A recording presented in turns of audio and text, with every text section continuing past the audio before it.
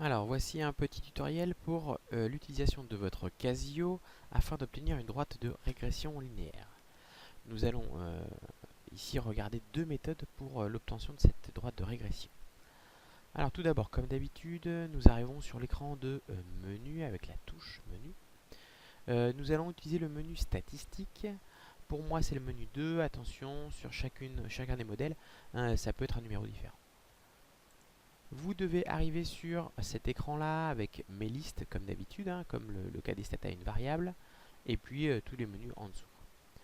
Alors, nous allons d'abord utiliser la méthode calculatoire uniquement, c'est-à-dire le bouton F2. J'ai déjà pré-rentré en liste 1 ce que j'appelle ma liste des XI, et en liste 2 ma liste des YI.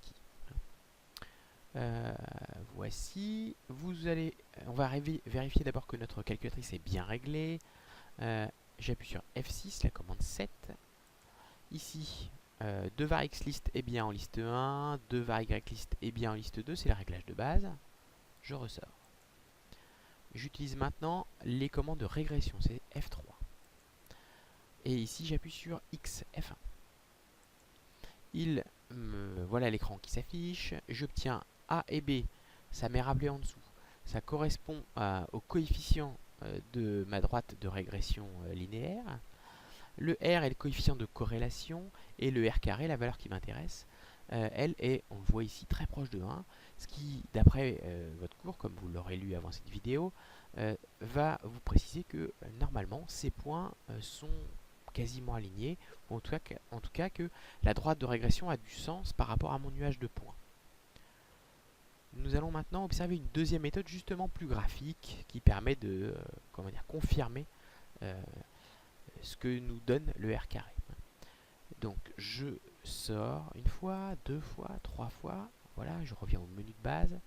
Ici, je vais utiliser maintenant la commande graph. J'appuie sur F1. Comme toujours, je vérifie toujours que ma calculatrice est bien réglée. F6. Donc sur mon graphe 1, j'ai bien X en liste 1, Y en liste 2. Je peux ressortir. Et je fais tracer mon graphe 1. Voici mes points.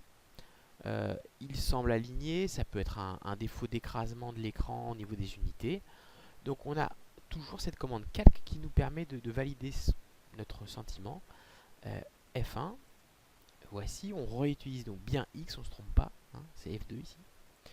On retrouve l'écran de tout à l'heure, A et B, le coefficient de corrélation, le R au carré. Et ici j'ai même une commande draw qui va me permettre de tracer la droite au milieu des points, ce qui permet quand même de vraiment bien visualiser la position des points par rapport à notre droite de régression. Et le fait qu'ils soient alignés, ça vous rappellera le schéma que vous avez sur votre fiche de cours. Voilà. Entraînez-vous avec les exercices justement de la fiche de cours qui suit. N'hésitez pas à revisionner cette vidéo pour parfaitement enregistrer les commandes de votre Casio lorsque vous serez en autonomie. À la vidéo suivante.